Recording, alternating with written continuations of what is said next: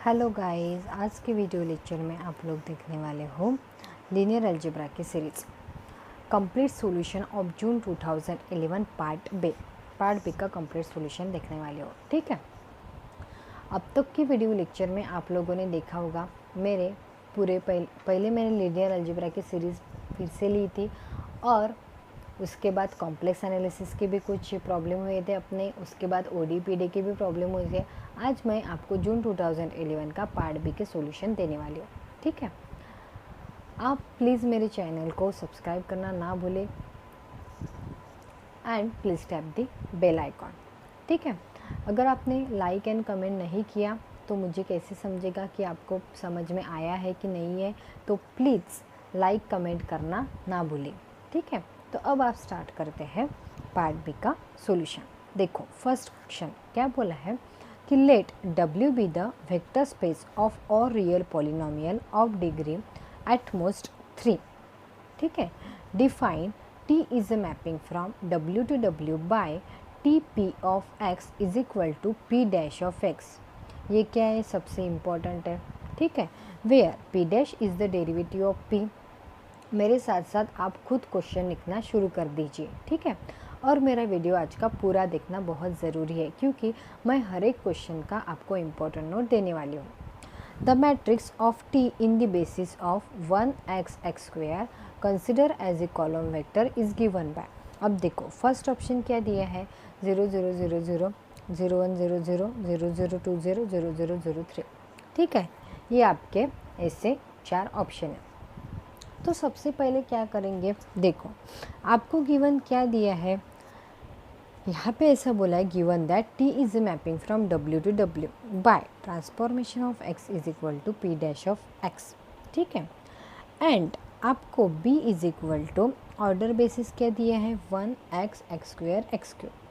ठीक है, the matrix यहाँ पे क्या आएगा, बाकी का इतना ज़्यादा नहीं करना, डायरेक्टली सिंपल ऐसा भी आप कर सकते। देखो क्या दिया है, वी हैव, अब आपको T of 1 is equal to क्या है, ट्रांसफॉर्मेशन ऑफ 1 क्या होता है, 0 होता है। ठीक है, तो यहाँ पे क्या आएगा, 0 into 1 plus 0 into x plus 0 into x square plus 0 into x cube. बस, अब इसी तरह क्या आएंगे, बाकी के भी आएंगे। Suppose T of x equal to, अब देखो एक्स यहाँ पे आपको सबसे पहले दिया है कि transformation of P of x मतलब क्या होता है, पी डैश ऑफ एक्स होता है, मतलब इसका क्या होगा, डेरिवेटिव होगा। 1 का डेरिवेटिव 0 है तो इसलिए फिर क्या है, 0 आया, सब जगह पे 0। अब एक्स का डेरिवेटिव क्या होता है, 1 होता है, तो 1 कहाँ पे आएगा, फर्स्ट इसमें 1 इंटू 1 प्लस बाकी सब की जगह पे क्या आएगा, 0 आएगा। ठीक है, इसी तरह आपका चलेगा। अब देखो, इस ट्रिक से और एक मैं ट्रिक बताने वाली हूँ इस क्वेश्चन के लिए। देखो, अब द मैट्रिक्स डायरेक्ट आप लोग क्या निकालोगे, the matrix T with respect to the basis B is given by, कैसे आएगी, देखो अब यहाँ पे सिंपल क्या करना, यहाँ पे क्या होता है, 1x x square x cube ऐसे दिया था आपको, तो क्या आया यहाँ पे, देखो transformation of 1, transformation of x करना, transformation of x square and transformation of x cube. ठीक है, अब देखो 1 का ट्रांसफॉर्मेशन क्या होता है, 0, तो सब जगह क्या आएगा, 0 आएगा। यहाँ पे भी देख लिया, बस यहाँ पे यहाँ के जो कोएफिशिएंट है वही मैं उठा रही हूँ, डायरेक्ट भी आप कर सकते हो। और ट्रांसफॉर्मेशन ऑफ x क्या आता है, x का ट्रांसफॉर्मेशन 1, तो 1 कहाँ पे आएगा, यहाँ पे, क्योंकि यहाँ पे इंटू 1 होगा, यहाँ पे बाकी जगह पे क्या आएगा, 0। अब same transformation of x square का ट्रांसफॉर्मेशन क्या होता है, 2x होता है। ठीक है, तो 2 इंटू एक्स, अब देखो x कहाँ पे, यहाँ पे है, तो 2 इंटू एक्स होना चाहिए बराबर यहाँ पे, बराबर। ठीक है, और बाकी 0 होगा। फिर से ट्रांसफॉर्मेशन ऑफ एक्स क्यूब मतलब क्या होता है, 3x स्क्वायर। अब देखो 3 कहाँ पे लिखना, जहाँ पे एक्स स्क्वायर आएगा वहाँ पे, अब यहाँ पे क्या आएगा आपका, 3 आएगा, बाकी जगह पे क्या होगा, 0 होगा। बस बन गया। तो ऐसा मैट्रिक्स आपको कहाँ दिख रहा है, ऐसा मैट्रिक्स आपको दिख रहा है ऑप्शन 3 में। ठीक है, सो option 3 is the correct option. हो गया। लिख लो पहले अच्छे से, मैंने क्या क्या समझा दिया वो फिर से स्टॉप करके देख लेना है, ठीक है। अब मैं जो भी क्वेश्चन करने वाली हूँ पहले क्या करना, खुद थिंक करना, उसके बाद सॉल्यूशन देखना है। ये है आपका पूरा सॉल्यूशन, लिख लिया। अब चलेंगे अगले क्वेश्चन की तरफ, ठीक है। अब देखो अगला क्वेश्चन क्या है आपका, वहाँ पे बोला है कि let S is equal to A such that A equal to AIJ 5x5 का मैट्रिक्स है, और AIJ I थ्रो एंड J कॉलम, ये क्या होगी, इज इक्वल टू 0 और equal to minus is equal to 0 और 1 है यहाँ पे, ठीक है, 0 और 1 for all I comma J such that summation of AIJ is equal to क्या है, 1 है, ठीक है, and summation of I where the AIJ is equal to क्या है, 1 है for all J, then the number of element in S is क्या है। अब देखो first option 5 square, second option क्या है 5 टू द पावर 5 है, थर्ड ऑप्शन क्या है 5 फैक्टोरियल है, एंड फोर्थ ऑप्शन क्या है 55 है, ठीक है। तो क्या करेंगे, अब देखो सबसे इम्पोर्टेंट क्या है, गिवन आपको क्या दिया है वो सबसे पहले इम्पोर्टेंट क्या दिया है कि एस, ये मैपिंग क्या है 5 का मैट्रिक्स है, ठीक है। तो देखो आपका ए इज़ ऑफ टाइप कैसे रहेगा, मतलब ये एज इट इज़, ये बहुत इम्पोर्टेंट है आपको। अब देखो 5/5 का मैट्रिक्स आएगा, इतना तो समझ में आएगा। अब यहाँ पे क्या बोला है कि AIJ इज इक्वल टू 0 और 1, तो देखो यहाँ पे डायरेक्टली समझ में आता आपके डायगोनल एलिमेंट में क्या होगा, 1 रहेगा, और जो नॉन डायगोनल एंट्री रहेगी वहाँ पे सभी जगह पे क्या होगा, 0 हो जाएगा, ठीक है। मतलब रिमेनिंग ऑल एंट्री आपकी 0 हो जाएगी, ठीक है। इसी तरह पूरी आपकी रिमेनिंग एंट्री क्या होगी, 0 हो जाएगी, ठीक है। अब देखो यहाँ पे क्या होगा कि जैसा आपको बताया था वैसा ही एज इट इज़ क्या हो जाएगा, 0 0 आपने समझ लेना, ठीक है। सिर्फ डायगोनल पे 1 है और नॉन डायगोनल ऑल आर 0 है, ठीक है। तो देखो सिंस वी कैन इंटरचेंज, अब यहाँ पे इंटरचेंज कर सकते हो आप कौन से भी रो, ठीक है, इंटरचेंज रो, ठीक है, कुछ भी रो ऑफ इंटरचेंज कर सकते हो। सो यहाँ पे डायरेक्टली आएगा कि नंबर ऑफ एलिमेंट, अब यहाँ पे क्या पूछे आपको वो ध्यान में रखना कि number of element in S is equal to क्या होगा, वहाँ पे total number of arrangement, total number of arrangement हो जाएगा वहाँ पे, ठीक है। तो अब आपके अरेंजमेंट कितने हो गए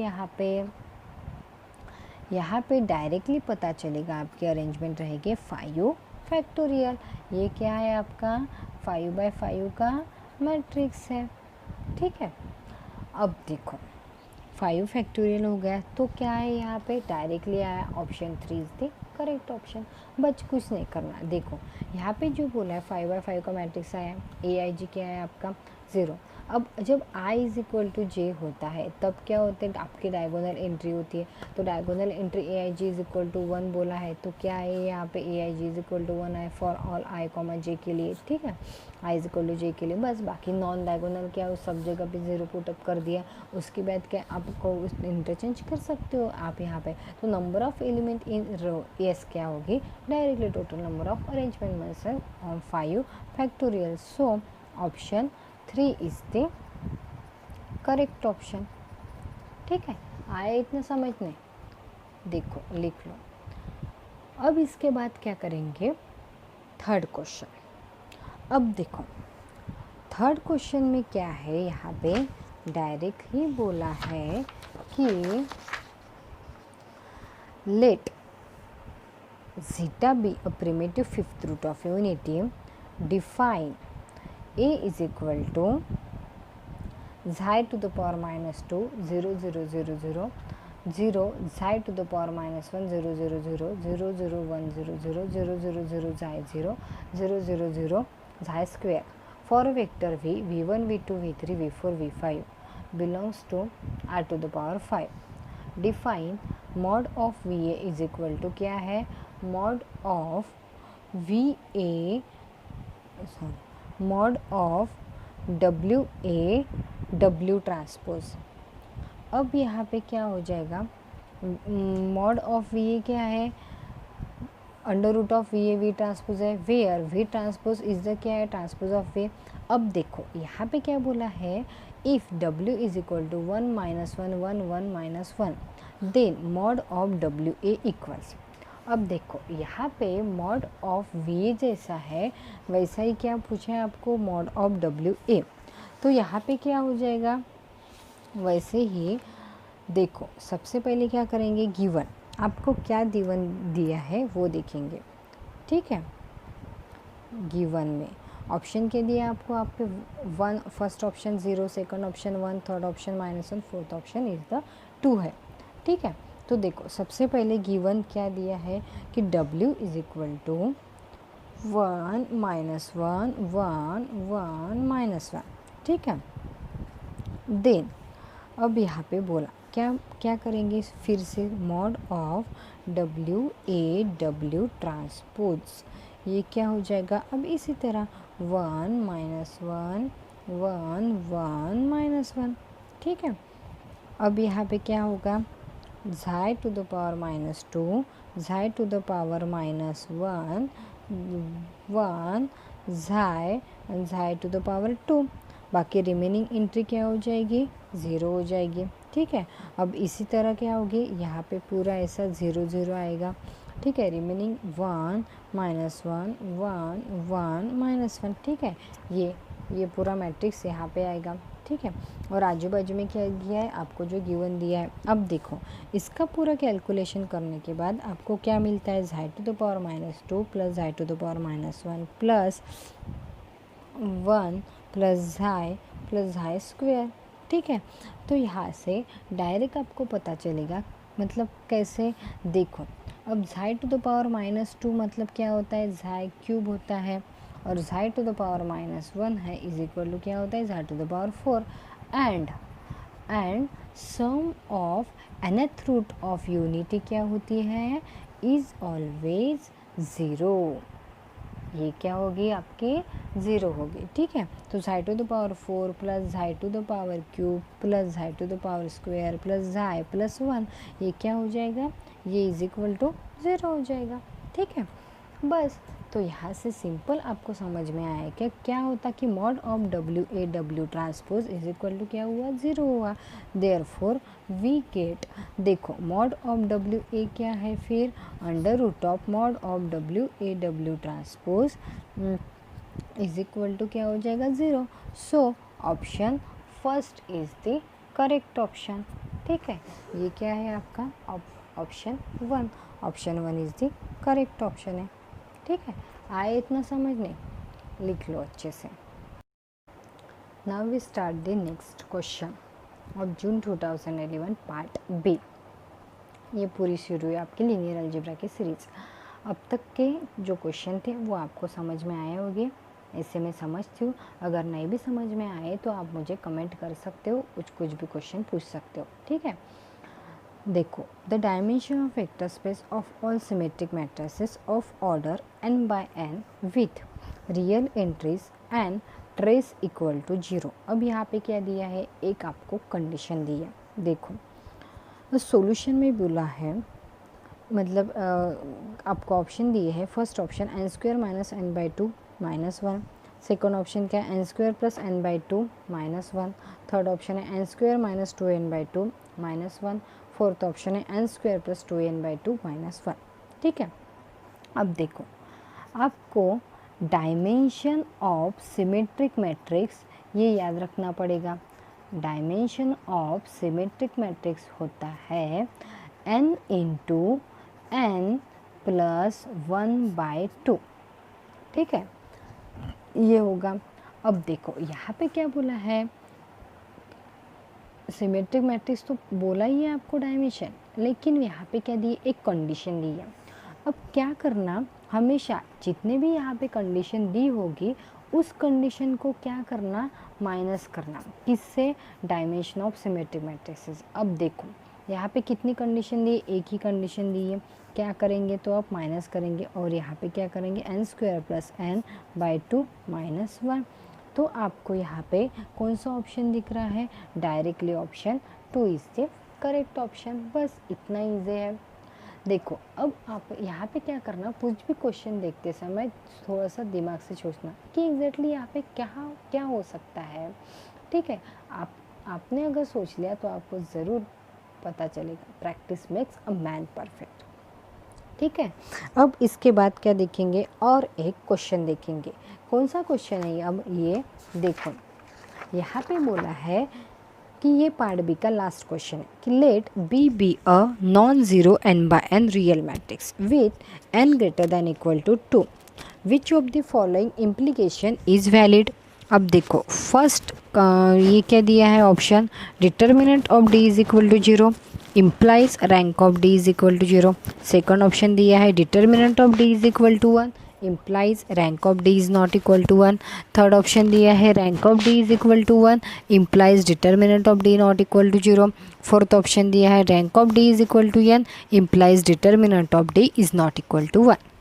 ठीक है, तो क्या करेंगे, देखो अब यहाँ पे आपको ऑप्शन से सोचना पड़ेगा। सबसे पहले क्या करेंगे, गिवन दैट आपको क्या दिया है कि d is a non zero. d क्या दिया है, ये आपको गिवन है कि non zero n/n real matrix with n greater than equal to 2।